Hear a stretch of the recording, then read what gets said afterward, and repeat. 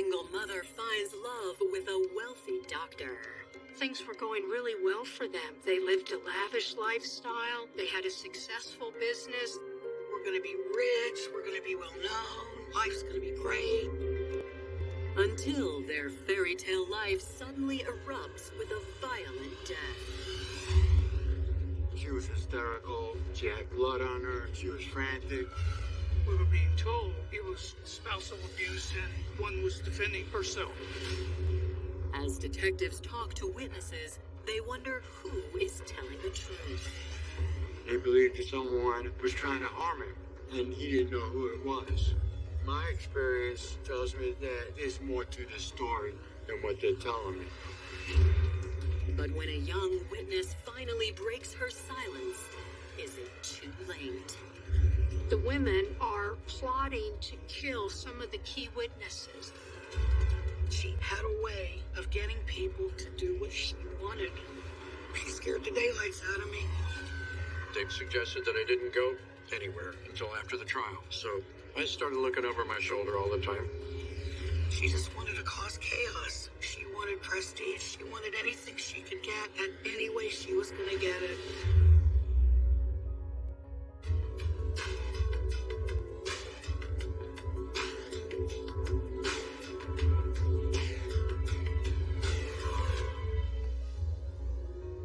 March 28th, 1980, Melbourne, Florida. It's 6:15 p.m. when the Melbourne Police Department receives a panic-stricken 911 call. They received a call from a Priscilla Bradford, who was hysterical on the phone, saying that she had killed her husband. Officers are dispatched and they quickly arrive at the home of 36-year-old Priscilla Bradford. When the officer arrived on the scene, Mrs. Bradford ordered out and killed him, or I had to kill him. It was self-defense. As they get further into the home, officers find Priscilla is not alone. The officer sees that there's 4 people. All 3 women were identified, Eden being Priscilla Bradford's daughter. Joyce Cummings and Janice Gould were identified as employees and friends of Priscilla Bradford. I remember little snippets where the cops had arrived and I was sitting on the couch. In my mind, I still didn't grasp the reality, enormity of this, that this is real. Priscilla had bruising on the face. She had a cut on her left arm. The other 2 girls had bruises. As officers search the home, they quickly discover the body of Priscilla's husband, 53-year-old John Bradford. They found him near the kitchen on the floor, laying on his back. He was dead. He had several injuries to his head and torso, upper torso. I saw the whole scene. I saw John. He had a significant amount of blood loss from the head and facial injuries he sustained. It was horrific. It really was. It was just a bloody mess. He was unrecognizable. The officers summoned detectives to the chaotic scene. All we know right then and there is that we have 1 person laying dead on the floor of his home, and that Priscilla Bradford hysterically is saying she had to do it to defend herself. You start breaking everything down and see if everything fits together. The stories that are being told to you. There's so many different things going on, and it's like a big giant puzzle, and you've got to put all the pieces together. John Bradford was born in 1926 in Crowell, Texas. My stepfather, Dr. John Bradford, was from a very large family. These were really devout, strong Texan men, good caliber of people. Given that strong work ethic, John decided to pursue a career in the medical field. After obtaining a degree in optometry, John moved to Florida with his first wife, where he opened his own practice. His office was in Melbourne, Florida. His focus was to make sure people could see well, and he would do anything he could to help them. After almost 30 years of marriage and having raised 2 kids together, John and his first wife divorced. I think that was amicable because they had children together. Of course, they were grown, but he and his ex-wife would remain in contact. Even after splitting his assets, by then, John was a wealthy man. Dr. Bradford had a lucrative and successful practice as an optometrist, and he liked what he did. In 1976, one patient in particular caught his eye, a striking young woman named Priscilla Hadley. My mother, Priscilla, went to go see him to get an eye exam and get her glasses, and that's how they met. And they started dating pretty quickly after. Priscilla Hadley was born in 1943 in Newark, New Jersey, to Mildred and Ronald Hadley. Growing up, I think my mother had a good relationship with her parents. She adored her dad and her mom. In her early 20s, Priscilla left the comfort of her parents' sprawling New Jersey home to take on the role of an army wife. On January 11, 1966, Priscilla gave birth to a daughter, Eden. My parents met sometime in the northeast of the country back probably around 1965. I was born in January of 66. My father was still active duty in the Army, so we moved to Florida sometime in the mid-70s. My dad was gone a lot, early. But by the time I started going to school, I think he had remained stateside. After over 10 years together, the marriage was falling apart. And by the time Eden was 11, the couple divorced. I don't know what faltered between my mother and my father leading to their divorce, but I don't ever remember anything really bad. I was going into the 6th grade. My mother was going through her divorce, and Dr. Bradford went through his divorce, and they met in the middle. Priscilla was a beautiful woman. They started spending all their time together. And then, a few months later, by November of 77, they were married.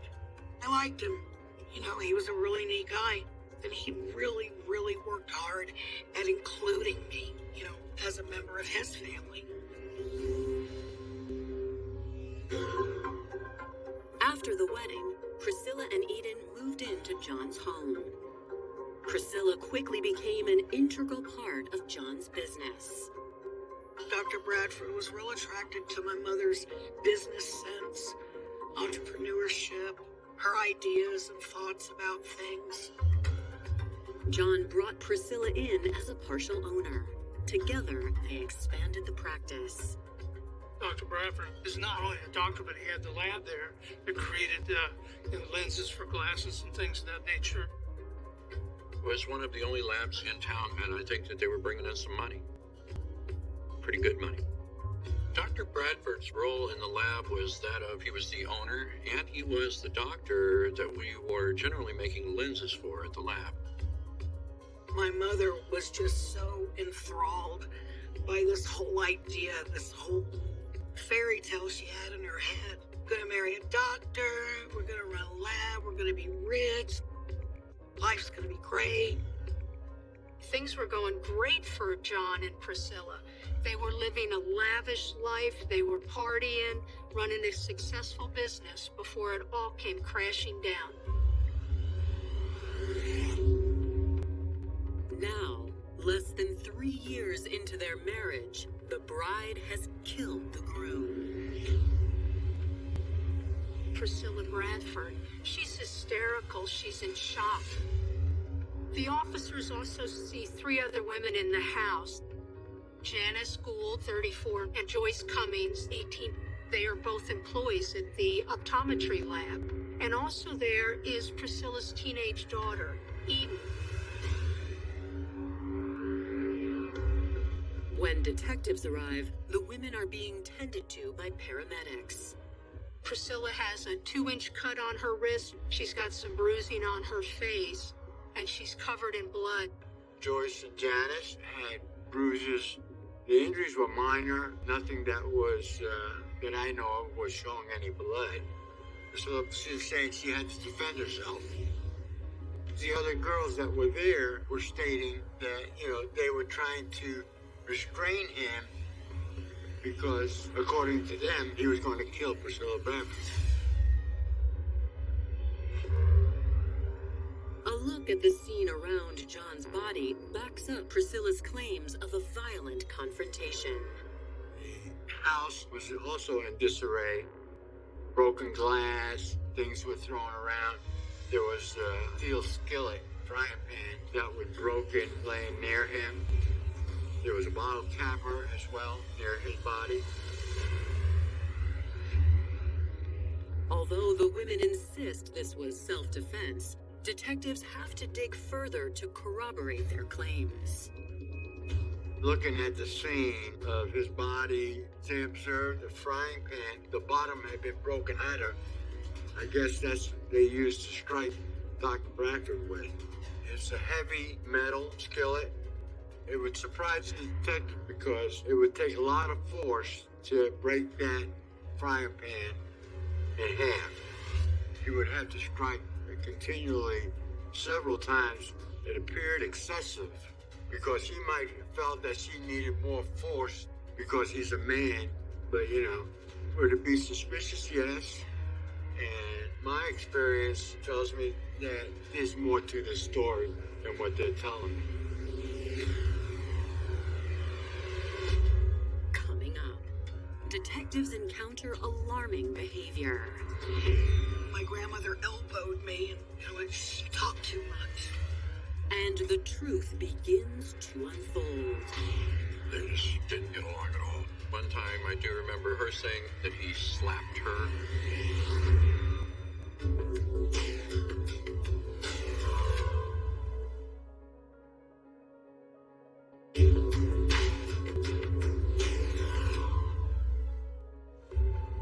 Detectives with the Melbourne Police Department are investigating the death of 53-year-old optometrist John Bradford.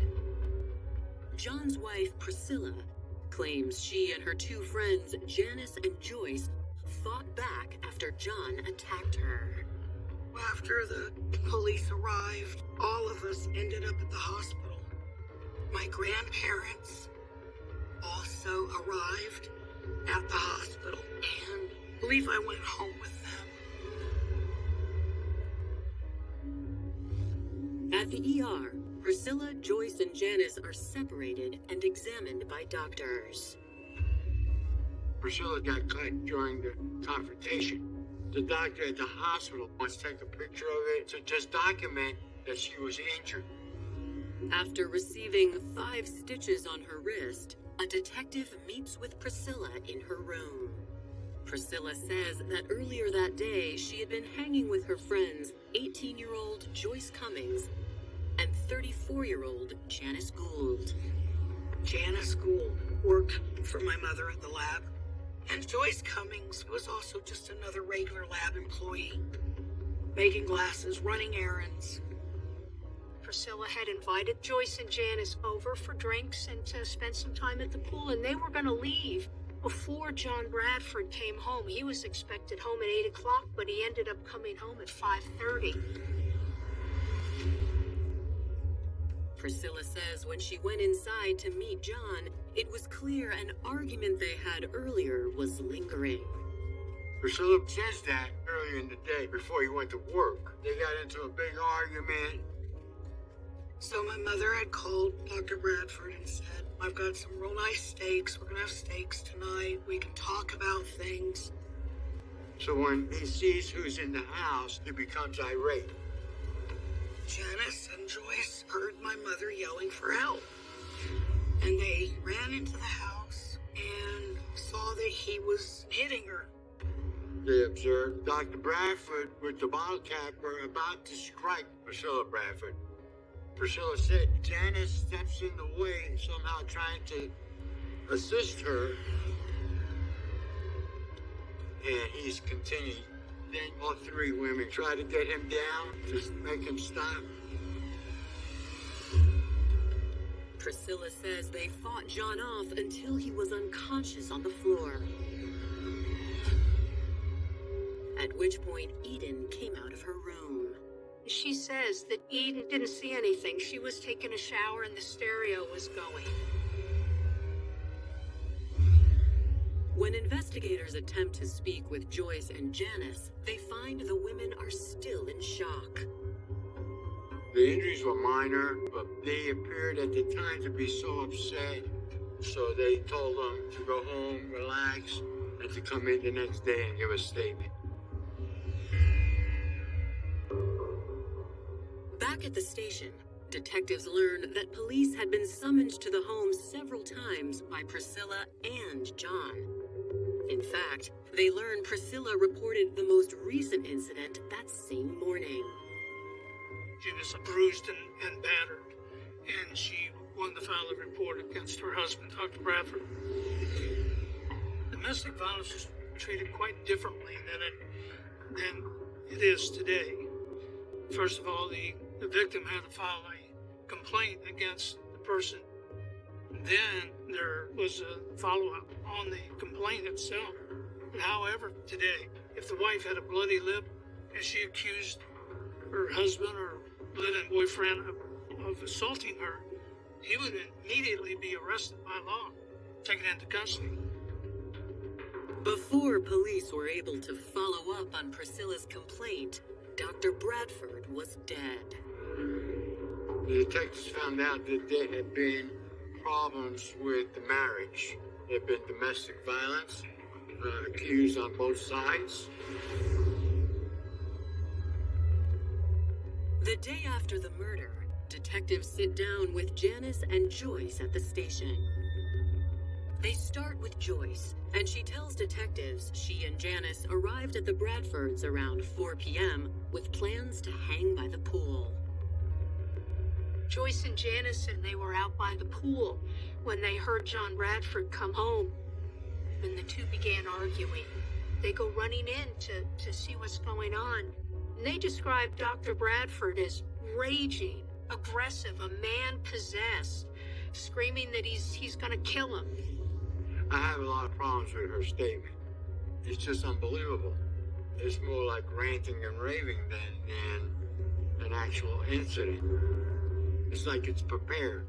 We're concerned that there's something more to this story than what everybody's saying. Maybe they're establishing alibis for things that are about to happen, and we needed to take a step back and let's check things out before, jumping to a conclusion that this is a self-defense case. After getting both women on the record, that same day, detectives circled back to Priscilla. The detectives felt like they need to re-interview Priscilla, so they went to the Hadley residence, which is the parents of Priscilla Bradford. But when they arrive, they find two familiar but unexpected faces. Janice and Joyce were at the residence of the Hadleys when they arrived. We thought that would be extremely odd after taking the statements of Janice and Joyce that they would be at the Hadley residence. They must be telling Priscilla what they said to the police. Detectives consider the possibility that the women might be making sure their stories line up. We're starting to have concerns about what Priscilla, Janice, and Joyce are saying. It seems awful convenient that they're always in cahoots with each other. They're always with each other. Priscilla repeats her account of the murder. Priscilla Bradford is claiming that he was abusing her and that she was fighting for her life. But as they talk, Detectives note some concerning body language between Eden and Priscilla's mother, Mildred. I don't recall everything that they were asking me, but I remember my grandmother elbowed me and how much she talked too much. Quiet. Saying the grandmother tried to control Eden's statement. Now it seems that they're trying to hide something. So we would be worried about how to break this case open. Because as long as they stick to the domestic violence story, the self-defense claim would probably stick. Detectives pay a visit to the optical lab, hoping the employees might shed some light on the relationship between Dr. Bradford and Priscilla. There was animosity between Priscilla and her husband. I do remember her saying that he slapped her. There was talk of it, but no, I never saw any evidence of Priscilla being beaten or bruised or anything. Employees say that rumors were flying that John was preparing to leave her. Dr. Bradford was seeking a divorce from Priscilla Bradford. It was known amongst the employees. They said Priscilla also tried to file for divorce, but later changed her mind because it would not be profitable for her to get a divorce. And then, a bombshell is dropped. One of the employees told detectives that Priscilla had been plotting ways to get out of her marriage and hang on to the lab. Then you start to question what Priscilla Bradford's saying. Okay, now we're getting to the real core of what happened. Coming up, detectives uncover ruthless attempts to gain control of the lab. One of the ways they were talking were about planting drugs in his vehicle. And a witness reveals shocking details. They took an 8x10 color photo that was just his head and his face. And that was that. I lost it.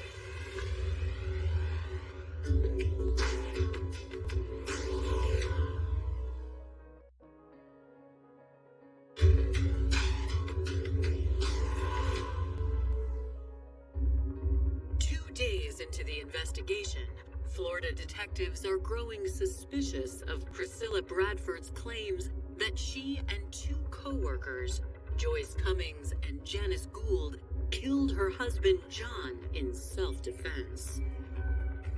Investigators look into statements of an impending divorce.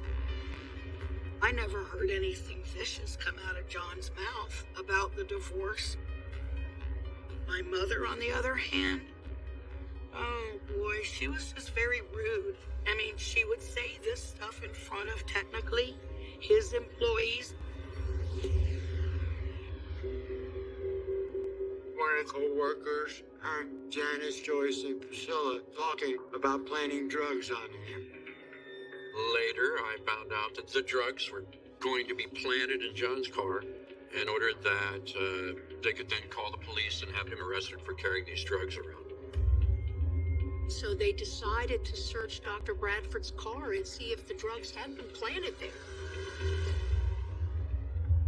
When detectives search John's vehicle, the rumors are confirmed. They found the drugs underneath the seat. Now detectives are dealing with three women that are conspiring together. What else would they do to discredit or kill him?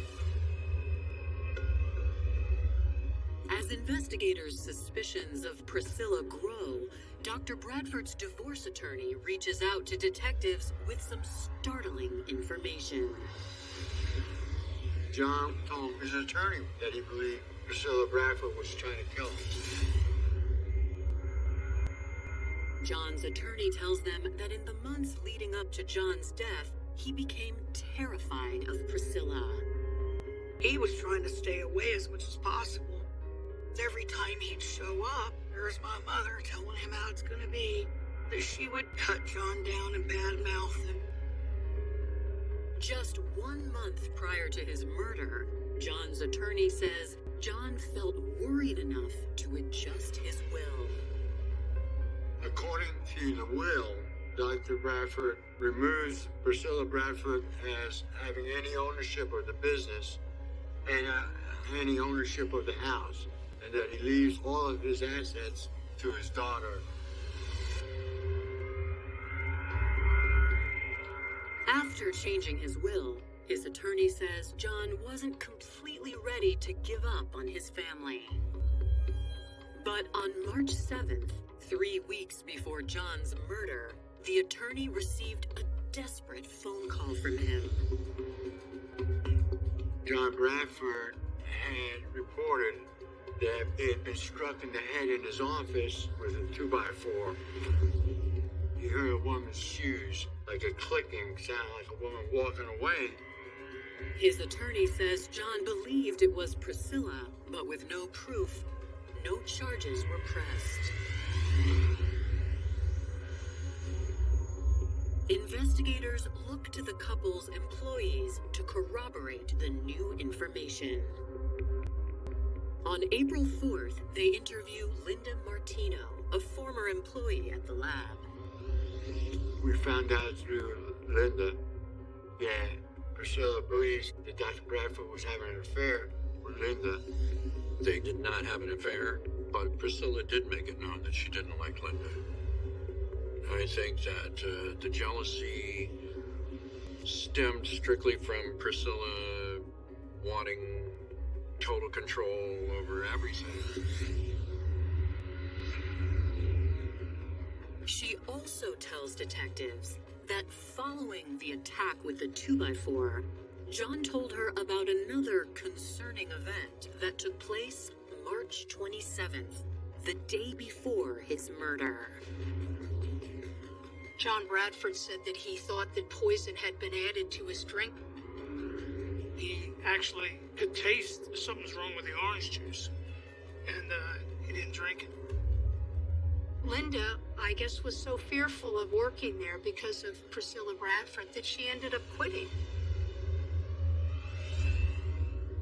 Even as the accusations against Priscilla stack up, detectives need more evidence. Investigators contact the one person who might reveal the truth, Eden. Before Eden's father will let her talk to police, he requests immunity for her, and it's granted.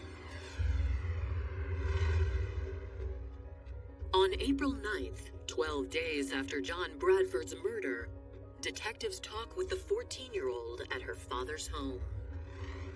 I know that I kept reciting the same sentences over and over. That he came home and was beating her up. Sensing she is holding back, detectives try a different approach. They took an 8x10 color photo.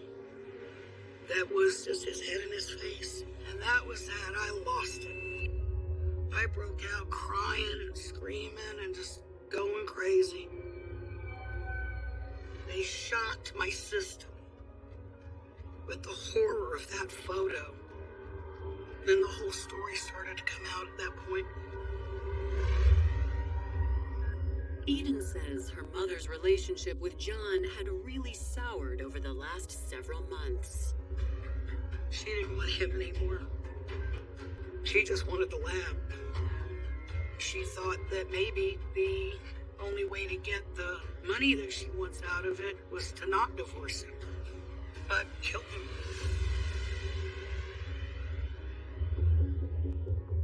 Eden says Priscilla put together a killing squad, recruiting her friends and employees, Joyce and Janice, to help. Joyce became involved with all of this because Priscilla had promised her a cut of the proceeds. And also Janice Gould, it was all about money. It was all about money and control. Eden gives details that corroborate the two unsuccessful attempts on John's life. Priscilla hit John in the head with a 2x4. John told me what happened. He said, you call your dad, have him come get you. Also, around that time, one of the women gets a hold of a bunch of black beauties. It's a speed. I saw My mother made a big thing of orange juice and stirred it up, put the pitcher in the fridge, said, well, he'll have that for breakfast. When those schemes didn't work, Eden says her mom began laying the groundwork for a new plan. So she told everybody at the lab that Dr. Bradford had been hitting her, but I know that was not true and that never happened. On the morning of the murder, Priscilla asked for Eden's help. She actually asked me to hit her to, quote, make it look like Dr. Bradford had hit her. My mother went in and reported to them that John had been beating her up. If I said or did anything contrary to what my mother wanted, I was afraid I'd have been hurt.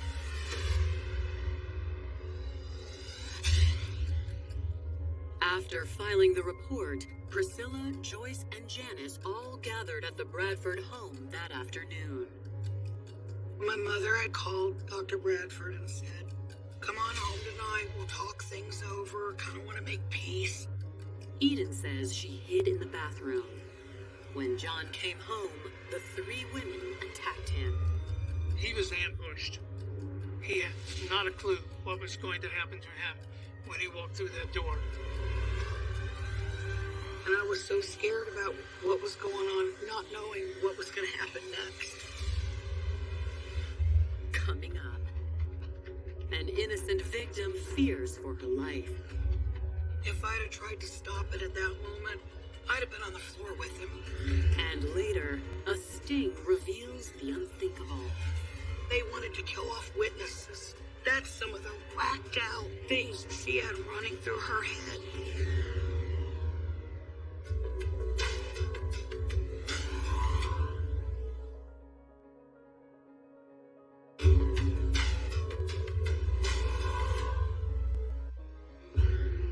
Investigators are horrified as 14-year-old Eden Bradford recounts the murder of her stepfather, Dr. John Bradford, at the hands of her mother and two of her employees. I'd heard him come in. I'm hiding in the bathroom. And then I heard a thud. I believe that he had already been hit, and that's when he fell down. Eden tells investigators around 15 minutes later, Janice summoned her to the kitchen. Janice says something to the effect that I have to come out and help them. The SOB won't die. My mother handed me the bottle capper, but she did instruct me to hit him. And I did 2, maybe 3 times.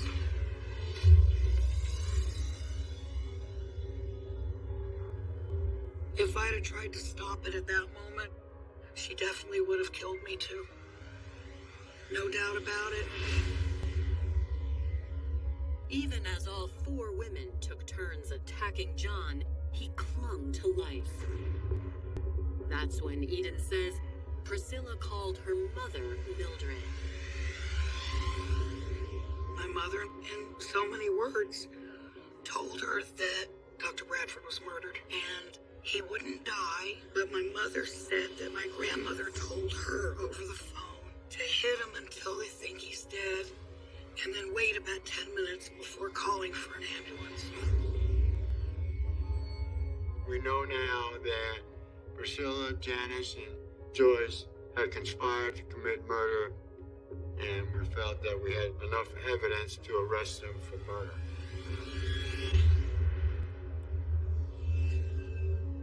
On April 10th, 1980, 2 weeks after John's murder, Joyce is arrested at the lab. Priscilla and Janice are arrested later at Priscilla's home. They didn't resist. They knew they were being charged with murder. Priscilla was very subdued, not talkative at all. It was just like, you got me. You know, the game's over. I was told my mother had been arrested, and I immediately broke out crying. I still did not have a concept of I was never gonna go home. A few months after the arrest, detectives receive a shocking tip from Joyce's cellmate. She reveals that Joyce, Priscilla, and Janice came to her with an unexpected request. While in jail, Priscilla, Janice, and Joyce asked her if she knew someone that could put a hit, meaning kill witnesses that were going to testify against them. Stunned, the woman agreed, but instead she went straight to the police. The women are plotting to kill some of the key witnesses, and Priscilla wants to kill her own daughter.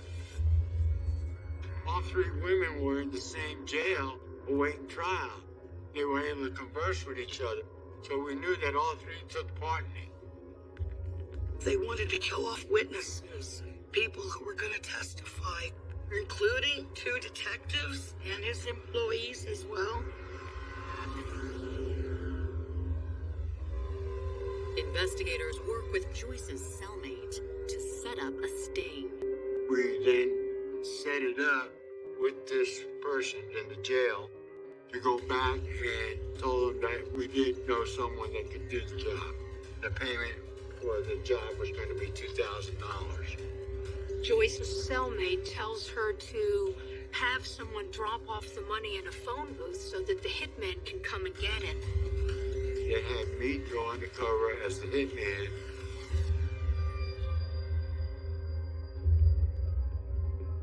But when detectives see who Priscilla sent to drop off the money, they are in disbelief.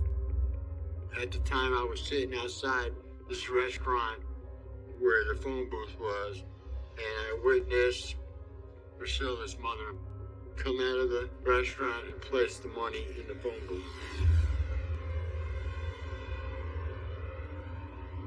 After she went back inside, I went inside the phone booth and got the money and drove it to the police station.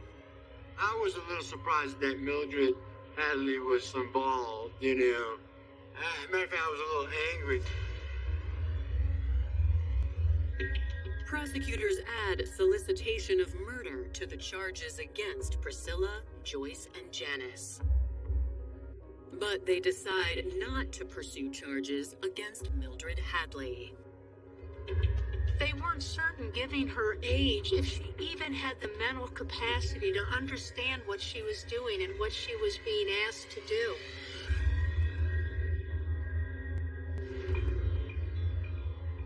Unsure whether Priscilla will try again, detectives advise all of the witnesses to lay low. The detectives even suggested that I didn't go anywhere until after the trial. I started looking over my shoulder all the time. I felt fear, because I already saw what she could do. And she had a way of getting people to do what she wanted. She scared the daylights out of me. Coming up, Priscilla tries to make a deal. She knew the game was over, but she wanted to keep from getting the electric chair. But one accomplice takes a different approach. Her whole life's about to be thrown away because she listened to this crazy woman.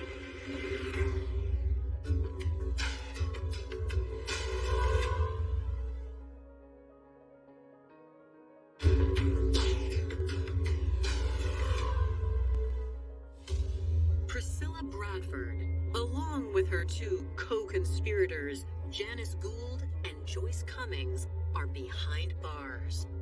They are all awaiting trial for the brutal murder of Priscilla's husband, John. As prosecutors get ready for trial, they zero in on identifying Priscilla's motive. She just wanted to cause chaos. She wanted that lab. She wanted money. She wanted prestige. She was hell-bent on doing this guy in to try to eliminate him. Not only from the business, but from life itself. Priscilla used her money and her position to lure her accomplices into her plot. Janice was single and was raising a small child. Joyce was on her own, and didn't have anyone to provide for her. And I think that the job at the lab gave them that stability.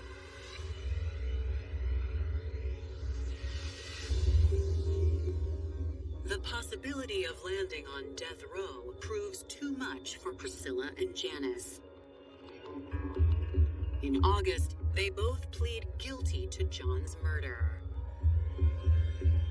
Mrs. Bradford, she knew the game was over. Her daughter is a prime witness in this case. She wanted to work out some kind of a deal to keep from getting the electric chair or getting a needle in the arm.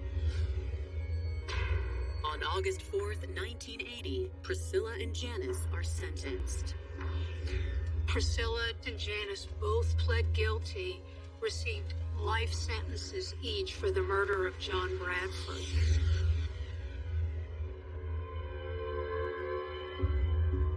But Joyce chooses a different approach and takes her chances at trial. Joyce, probably because of her youth, fought it and said, no, I'm going to trial. She's 18, 19 years old. Her whole life's about to be thrown away because she listened to this crazy woman. But she had a choice. Eden takes the stand to testify against her mother's accomplice, which is all the jury needs to hear. On August 14th, Joyce is convicted of murder. Joyce Cummings got 25 years in July, and for the solicitation, she got 15 years.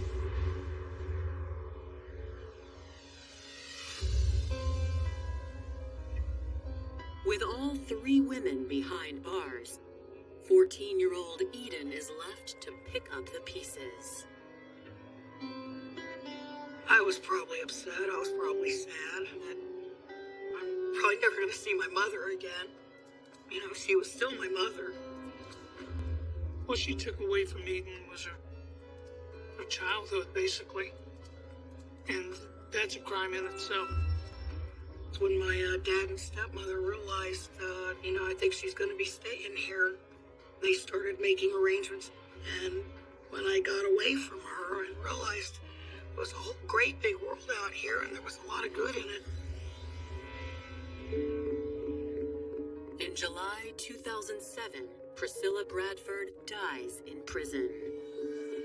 She had developed a major lung infection that had spread. And so she was pretty much on life support. The last time I ever spoke with Priscilla was 4 days before she died. And she couldn't speak, but she knew I was there. She knew that it was me. John has been remembered as a good man, a great doctor, a wonderful relative. He loved his heritage. He loved where he was from. I think John loved life.